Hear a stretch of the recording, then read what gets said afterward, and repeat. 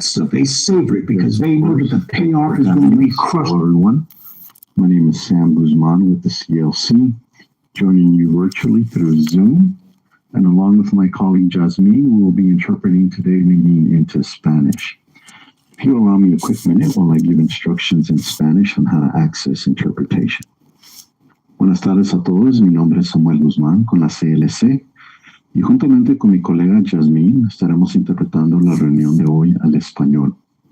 Si se une con nosotros virtualmente a través de Zoom, busque en su pantalla un icono de globo que dice Interpretación.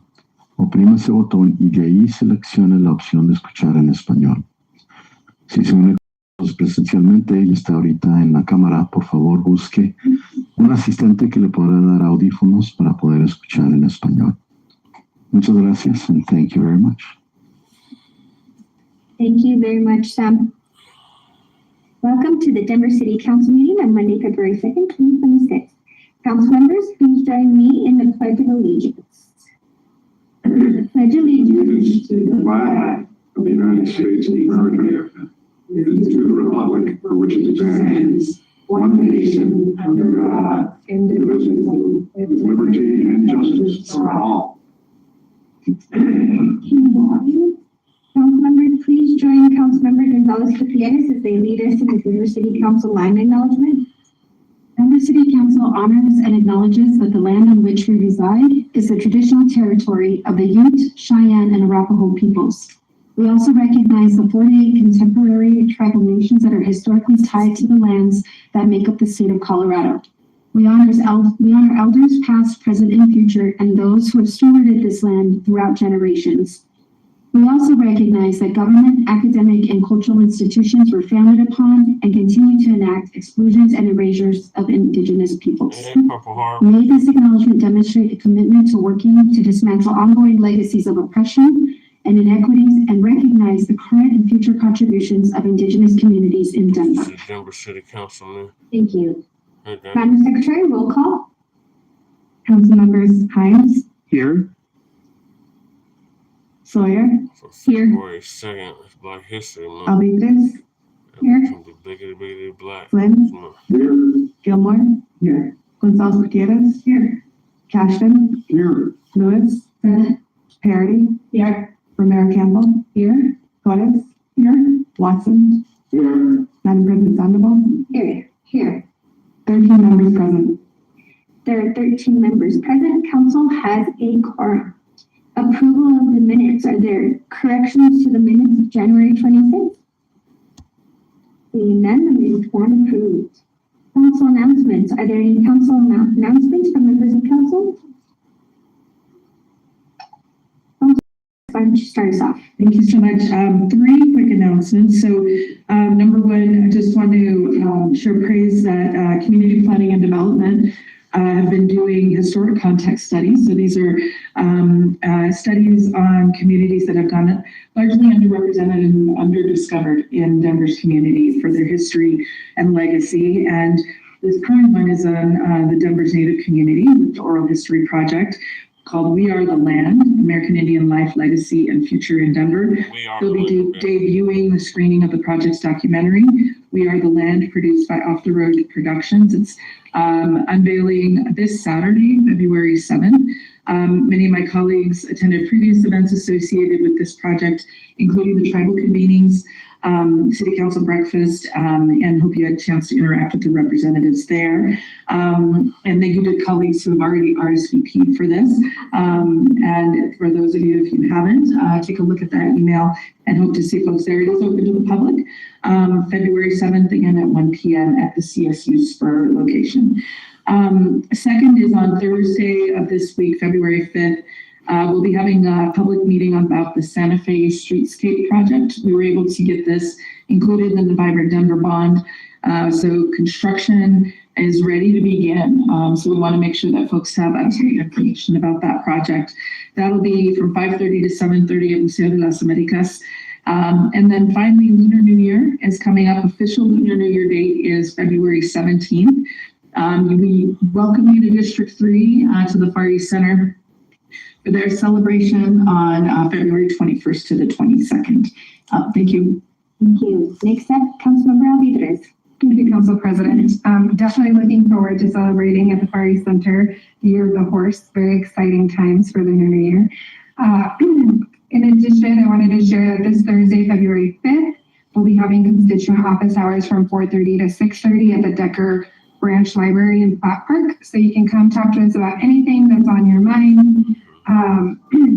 I also wanted to thank my staff and the staff of Councilmember Hines because last week Hand brought approximately 30 individuals that were kicked out of overnight shelter, and the shelters had been closed.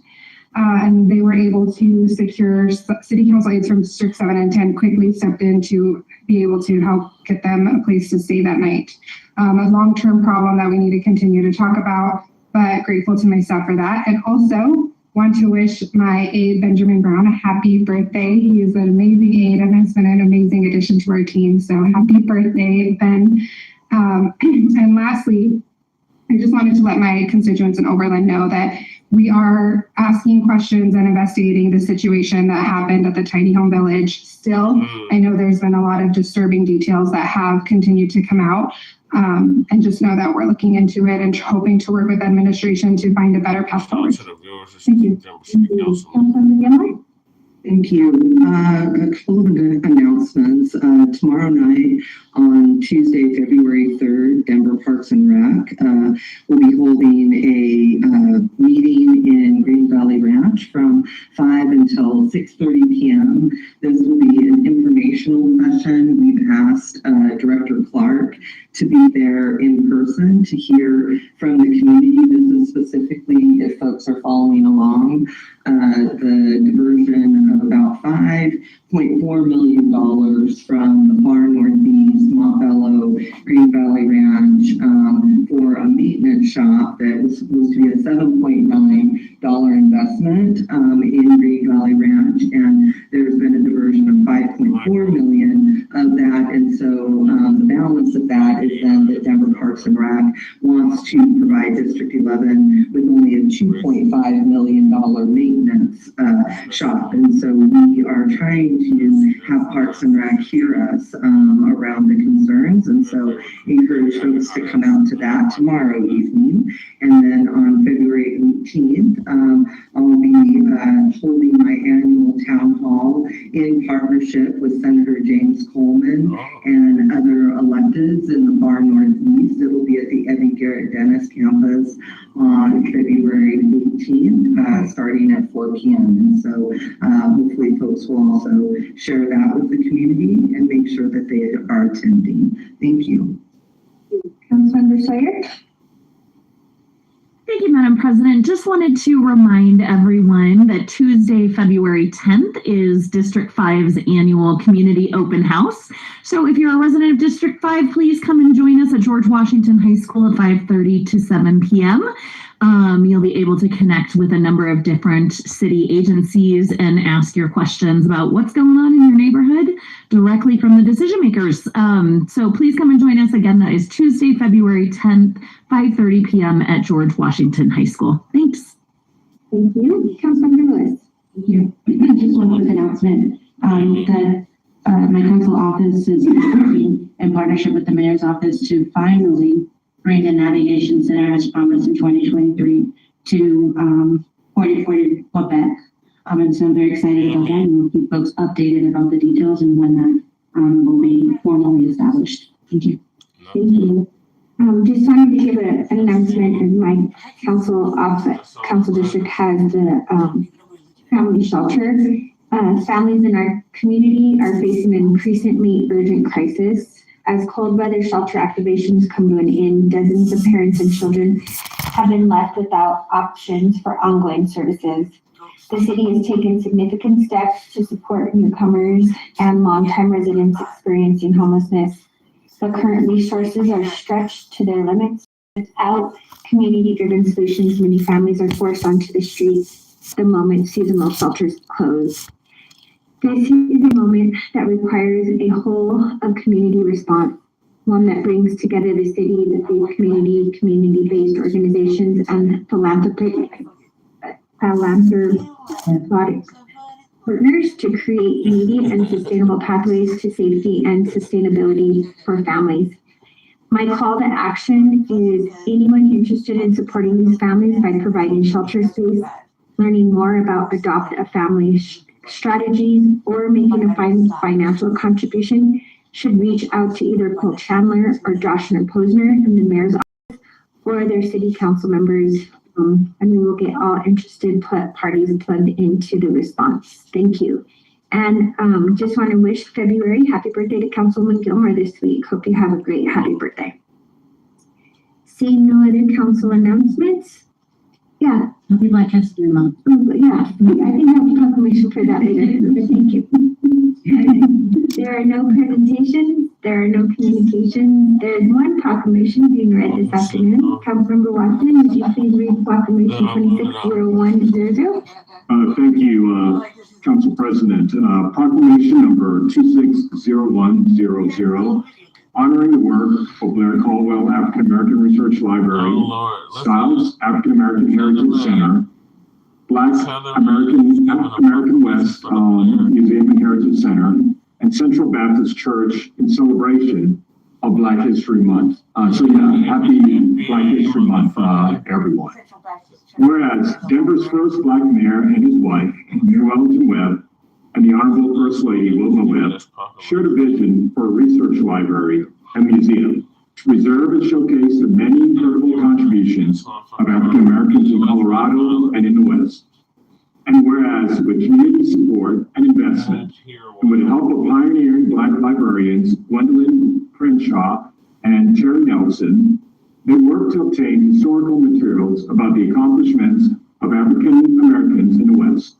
In 2000, the Denver Public Library engaged consultants and a community advisory committee to help plan a research library, and in April of 2003, the Blair Caldwell African American Research Library opened to the public. And whereas, named after Omar Blair, a Tuskegee Airman and the first African American to serve as president of the Denver Public School Board, and Elvin Caldwell, the first African American elected to the Denver City Council, Blair Caldwell's mission of serving as an educational and cultural resource for the people of Denver and the world, focusing on the history, literature, art, music, religion, and politics of African Americans throughout the Rocky Mountain West, is unique and important to the education and preservation of Black history and culture. And whereas Blair Caldwell is poised to continue serving as a cultural and community hub, where Black representation and celebration is at the center of all three floors: the branch, the library, the archives, research library, and the Western Legacies Museum. And whereas the Central Baptist Church is the second oldest African American church in Denver, Colorado, organized in the fall of 1891 with 30 members by the first pastor, Reverend W.P.T. Jones. Central Baptist Church has always been known throughout the United States of America as a church with outstanding Bible-based preaching and exceptional choirs and faithful members. And whereas a frame structure situated at 28th and Arapahoe was known to the residents of Denver as the only colored church in the city leading up to 1891. I grew up in that church. And whereas this church was originally known as Zion Baptist, the Reverend W.P.T. Jones, a minister and medical doctor who had come from St. Louis, Missouri, asked and received permission of Reverend John E. Ford and the official board of Zion Baptist to organize a new church. Shout out to the viewers. Aggressiveness and spirituality characterize these founding members, and their characteristics have clung to the membership throughout the years. And whereas the corner of 24th and California Street has served as a lighthouse for the past 133 years. And whereas Grace Styles retired from teaching in Denver Public Schools in 1991, in 94, Grace still felt the need to educate people on the contributions of African Americans and founded African American History on Wheels, loading her car with educational materials and taking her knowledge to various schools, businesses, churches, and nursing homes. And whereas in 1995, Grace purchased 2 abandoned houses in Five Points area, located at 2607 Glenarm Place Here's and Michael. 5/17/26. Here's And with the your help of whole countless white man. volunteers and her personal savings, and whereas in 1998, Grace founded the Stiles African American Heritage Center. Since then, the Stiles African American Heritage Center has been a cultural pillar of the historical Black neighborhood. Grace built her center to celebrate the achievements of Black Americans, I haven't been from inventors to entrepreneurs, while paying homage to our African ancestries. And whereas today the center serves as a gathering place for community cultural events and meetings, including the Kwanzaa Community Dinner and the Colorado Native Plant Society. And whereas Grace Stiles passed away on January 26, 2025, and her family and advisory board and many dedicated volunteers are honoring her legacy by keeping the center open on Saturdays from 2 to 4 p.m. And whereas Paul Wilbur Stewart, born in 1925 in Clinton, Iowa, one of only a few African-American families in the country, honorably served in the United States Navy during World War II and later pursued a career as a barber after earning a certificate from Moeller Barber College in 1947.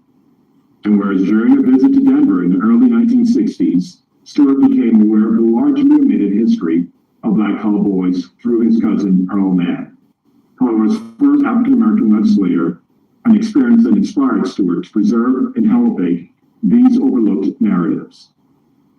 And whereas Stewart's lifelong dedication to documenting African-American contributions to the Western frontier led to the founding of the Black American Western Museum and Heritage Center, which grew from his personal collection honoring Black pioneers and everyday settlers of the West.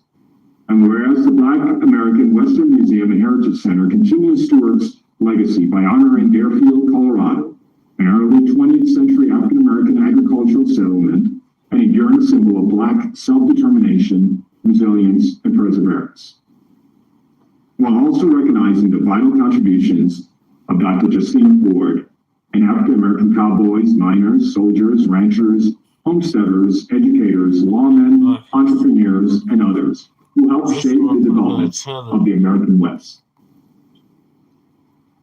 Now therefore be proclaimed by the Denver City Council, Section 1, that the Denver City Council honors the Blair Caldwell African American Research Library, the Stiles African American Heritage Center, the Black American West Museum and Heritage Center, and Central Baptist Church during Black History Month for their vital roles in preserving, educating, and uplifting African American history, culture, faith, and legacy, and for their enduring contributions that strengthen the community, advance equity, and ensure that the stories of Black Denver and the American West were honored for generations to come. Section 2, that the clerk and recorder of the City and County of Denver shall affix the seal of the City and County of Denver to this proclamation, and that copies be transmitted to the Blair Caldwell African American Research Library, Black American West Museum and Heritage Center, Stiles African American Heritage Center, and Central Baptist Church. Thank you, Councilmember Watson. Your motion to adopt? I move that proclamation 260100 be adopted. It has been moved and seconded. Comments, members of the council? Councilmember Watson. Thank you so much, Council President. I look at the audience and I see so many friends and family here tonight. In the world that we live in, and all of you in this audience and the folks here around the table serving, this is a dark time for most communities. This is a tough time. Look like us in the country that we love. Celebrating Black History Month is not a response to any of the stuff that's happening here today or by anyone, local, state, or federal, who would choose to attack our people. Celebrating Black History Month is an acknowledgement from each of us, those of you in the audience, who on a daily basis demonstrate the love and the faith and the hope of our people. Celebrating this month is us lifting up our voices and our stories no matter who is trying to push them down. And so as I look at each of you in so many ways in every day of your lives, your elevation of who we are as Black people, who we are as Coloradans or Denverites, I thank you for your service. I thank you for the memories of those of our past who have left us, and for so many of you in the audience that continue that tradition, that history of truly the excellence of our people and our hope for moving not just our people, but the communities that we live and serve in forward. So thank you all for all that you do and the ways that you continue to bless this great city of ours. Thank you, Madam President. Thank you. Thank you, Councilmember Watson, and thank you all for being here. Every time we get a proclamation, I feel like I learn more about the city. I had no idea about the 2 houses being purchased and brought together to create the Styles African American Heritage Center. So I loved learning that. And I'm born and raised in Denver. My dad grew up in East Denver.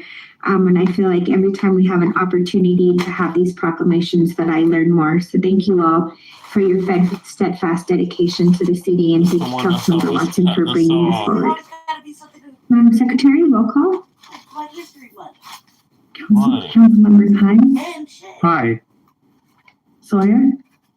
Aye. Alvarez. Aye. Flynn. Aye. Gilmore. Gonzalez Gutierrez. Aye. Cashman. Aye. Lewis. Parody. Aye. Romero Campbell. Aye. Torres. Aye. Watson. Aye. Madam President Sandoval.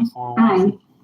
Madam Secretary, close the voting and announce the results. 13 ayes. 13 ayes. Proclamation 260100 has been adopted. We don't have time for the proclamation acceptance. Councilmember Watson, who will you be inviting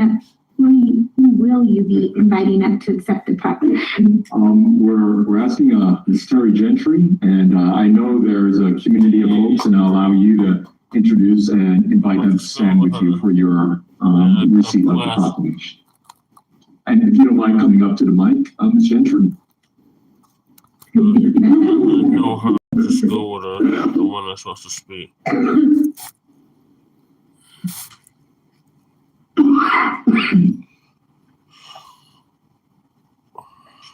This is a small example of our community. Yeah. This is a small example of our celebration of the love for who we are and to celebrate our ancestors and to lay the path for our future. There's a light skin one in there. You have multiple perspectives on this history standing in front of you. And it's something that each and every one of us stand up to do every day. And it's not just to celebrate Denver, Colorado history with Black folks. This is about, when you look at this perspective and you look at this whole planet, we're on planet Earth, and you look at this solar system, and why are we here? We've been placed on this planet for a higher purpose. And so I'm standing with my sisters and brothers to share that and to make sure that these stories are never lost, to ensure that our children understand who they are and their future. And so we are grateful to be here and appreciate your celebration of us. We do this 365 days a year. We will continue to do this 365 days a year. And we want to continue to make sure our voices are heard, not only on this planet, not only the solar system, but in this universe. We are part of that. So that's what we're here to do, is thank you all for that. And we will continue our passion to move this forward. Amen. That's nice. Thank you, Trey. I wish you could have been there with you, them bastards. It's at the bottom of the fucking list. Thank you all. Thank you. Thank you.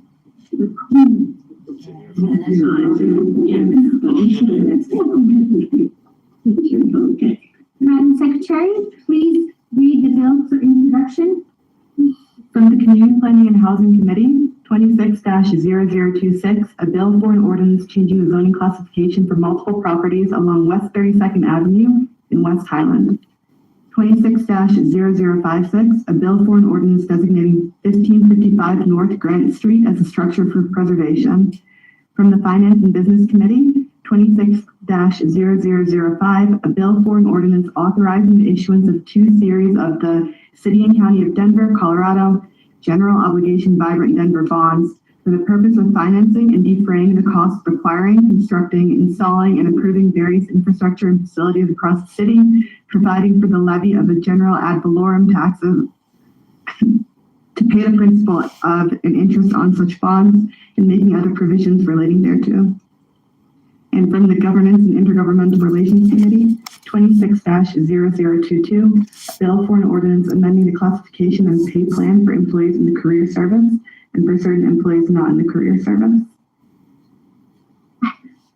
Thank you, Madam Secretary. Council members, this is your last opportunity to call out an item. Councilmember Gonzalez Gutierrez, will you please make the motions for us this evening? Yes, Council President. Thank you. Now we'll recap. Under resolutions, Council Resolution 26-0040 has been called out for a vote by Councilmember Lewis. Council Resolution 26-0101 has been called out for comments by Councilmember Lewis. And Council Resolution 26-0025 has been called out for questions and comments by Councilmember Perry. Under bills for introduction, no items have been called out. Under bills for final consideration, no items have been called out. Under pending, no items have been called out. Madam Secretary, please put our first item on the screen. Council Resolution 26-0040, a resolution approving a proposed purchase order between the City and County of Denver and Vortex Companies LLC for the purchase of 1 replacement Ford F600 Bomb Alpha FSR robotic system truck build 2024 136 citywide. Councilmember Gonzalez Gutierrez, would you please put Council Resolution 26-0040 on the floor for adoption?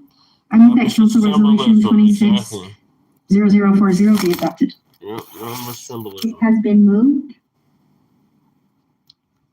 That's all that was a and symbolic. seconded. Comments by members of council on Resolution 0040.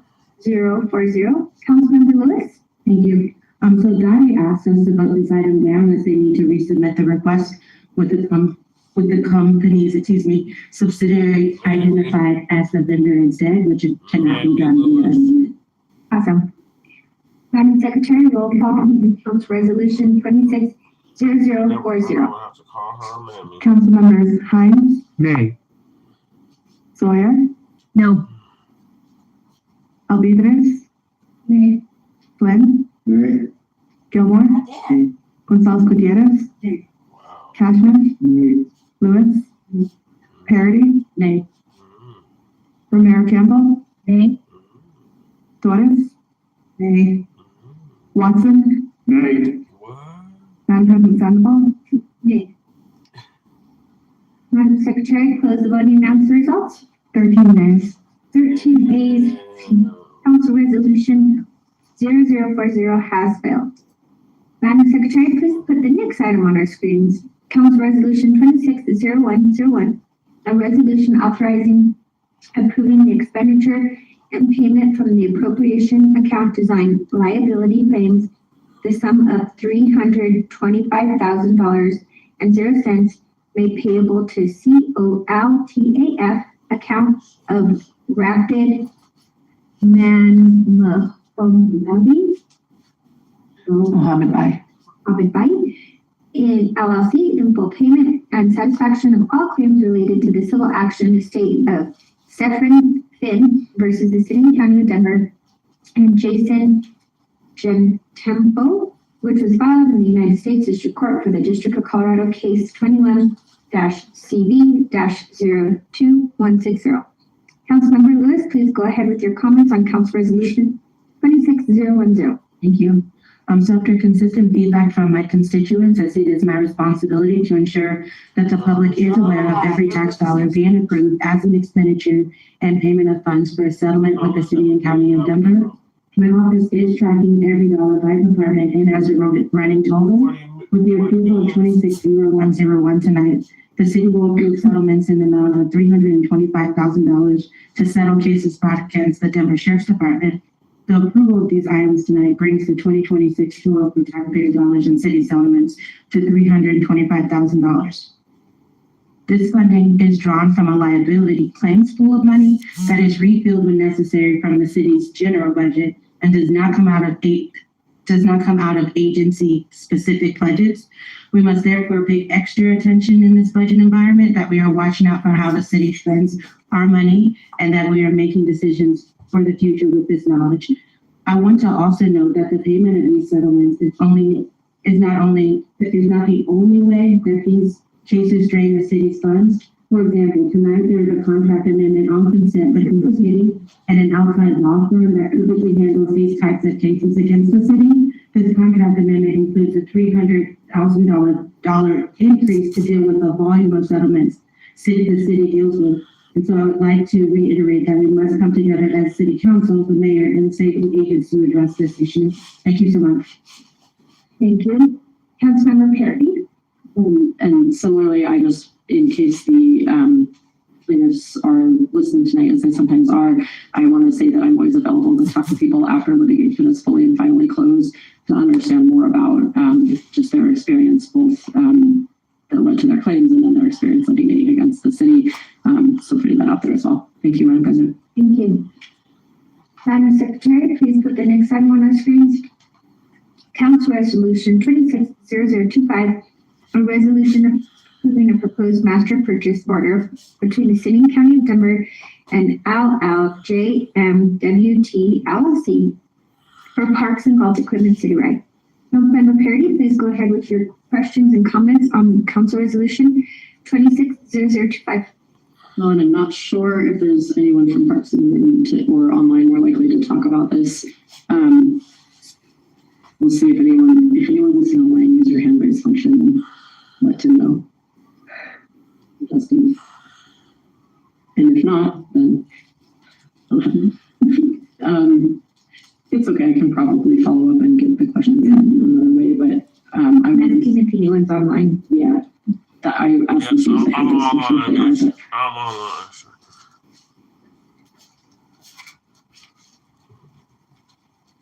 Have you seen nothing? Sam and Pam, if you want to promote either one. Oh, great. Pam should be trying to get on right now. I apologize for that. We'll see if she could get on. I'm here. Can you hear me? Okay, here we go. Thank you so much. Yeah, if we could promote Pam, and then Pam, once you are able to hear us and speak, you can introduce yourself and then ask some questions.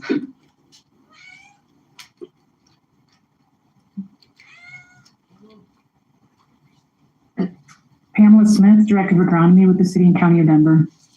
Great. Thank you, and hi. This is just a follow-up. We've had some large, we had allocated quite a bit of funding to purchase equipment and had a conversation about what we were doing to shift some of that towards electric. And so I was curious about the progress on that and what we foresee about electric versus gas-powered equipment under this particular purchase order. It's a large amount of money, so. Just Sure. Sure. So, where we are with can you guys hear me? Okay. So where we are with this, and just a little background story, and I don't know if everyone's aware of it, but our former contract was with LL Johnson for Toro equipment. They were recently bought out last summer, but the contract didn't follow that buyout. So this is actually a continuation of business for LL Johnson, the subsequent buyer, LLJMWT. So hopefully that helps put it in perspective. Why we're asking for this contract. It's a mirror image just with a new vendor who exclusively represents Toro products. Where we are with electrification, I'm really excited to talk about that. We are starting to convert a lot of the easily convertible electric carts So we have a lot on deck for this season. We will be purchasing 2 electric greens mowers in the golf division this year and a hybrid fairway mower. So with technology that's really available. And we are looking at demonstrating some electric robotic mowers that are pretty much going to be the way, I believe, the wave of the future. So it will also help reduce labor costs and electrify our fleet. That would be included in part of this package. It wasn't specifically called out, but our entire contract here is for the product line of L. Johnson, and our other key partners, Tester Brothers and Colorado Golf and Turf, all have products that are in that robotic mower genre. Okay. I think by way of follow-up, I'm guessing I'm not the only council member that might be interested in seeing the spending that happened before the prior company went out of business and what the division was between gas and electric equipment, and then just seeing that whenever purchases are made under this, because it's such a large purchase order, over a large amount of time. So we would love to basically know as that spending happens, what it ends up being on. But that's it. That's all I want to ask. Thank you, Madam President. Thanks, Pam. And by the way, Pam gives an amazing tour with an electric mower and other electric equipment. So if you like equipment and you care about climate change, I can't recommend that one highly enough. Thank you. Councilwoman Gilmer?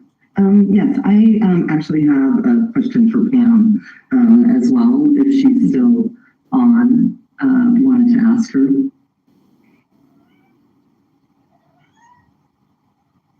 Pam, are you still there?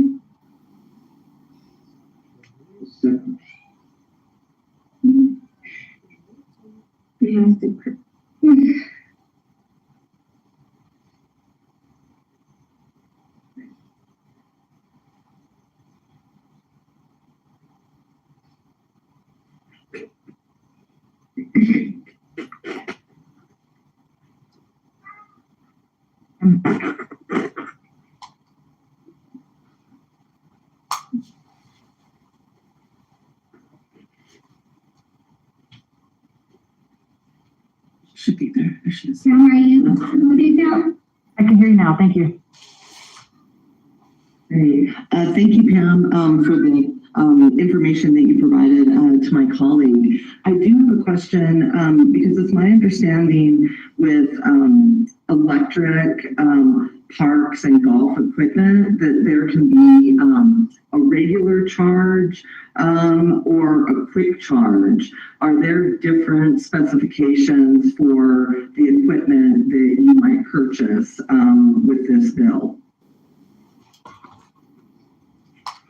At this time, we're somewhat limited with the infrastructure we have, and I'm not aware of any of our golf carts or any of the pieces that I mentioned wouldn't fit into our existing electric capabilities. I do understand the quick charge does have some higher amperage requirements that we'll have to look into if we go that route. But right now, I believe in limited quantities, we're able to take on some of this electric equipment now. Okay, and then do you know with the new electric equipment that you might buy with this contract, how is that getting communicated to the Parks and Rec maintenance facility development and making sure that there's appropriate EV charging days on each maintenance shop that might be built by Denver Parks and Rec? How do you make sure that that information is aligned and coordinated so that parks maintenance facilities are built with the correct infrastructure for the electric vehicle charging? I'm a little bit unaware of what Parks is doing on that side of things. I am aware that we are going through an audit to get an understanding of where we are currently, both in parks and golf, and moving forward, how do we accommodate more electric equipment? But to your question, on my side of the house, which is the golf side, I am able to work with my team to make sure these are just regular 110 outlets that we're using. So it's not, right now, this isn't a big switch. If we were to move into next level, then we would have to look at changes to our infrastructure, and which includes actually adding electrical elements out on the golf course for those robotic mowers. So we are in the formulative and research and development stage of it. But for small changes, we're readily able to make those changes. Okay, great. Thank you. I appreciate you sharing that information. Thank you. Thank you. Seeing no other comments in the queue. Madam, this concludes the items to be called out. All bills for introduction are ordered published. Council members, remember that this is a consent or block vote and you'll need to vote aye. Otherwise, this is your last chance to call out an item for a separate vote. Councilmember Gonzalez Gutierrez, would you please put the resolutions for adoption and the bill in final consideration for final passage on the floor? I move that the resolutions and proclamations be adopted and bills on final consideration be placed upon final consideration and do pass in a block for the following items: 25-2107, 25-2108, 25-2152, 20. I believe I'm going to do series of 26. I believe here from here on out. Series 26, 0006, 0025, 0028. 0029, 0030, 0031, 0032, 0033, 0034, 0035, 0036, 0042, 0043, 0044, 0045, 0101, 0037, 0038, 0039, 0008. And that's it. Thank you. It has been moved and seconded. Madam Secretary, roll call. Council members Hines, Aye. Sawyer, Aye. Alvarez, Aye. Flynn, Aye. Gilmore, Aye. Gonzalez Gutierrez, Aye. Cashman, Aye. Parity, Romero Campbell, Torres, Watson, Aye. and President Sandoval. Aye. Excuse me. Sorry, Councilwoman Lewis. Councilwoman Lewis. Aye. Thank you. Madam Secretary, could you announce the results? 13 ayes. 13 ayes. The resolutions have been adopted and the bills have been placed upon final consideration and do pass. If there are no objections from members of council, we will recess until 5:30 p.m. Before reconvening the regular meeting, City Council will provide a half-hour general public comment session to hear from the public on city matters, except for any matter that is scheduled for a legally required public hearing. The general public comment session will begin at 5:15. We'll see you at 5.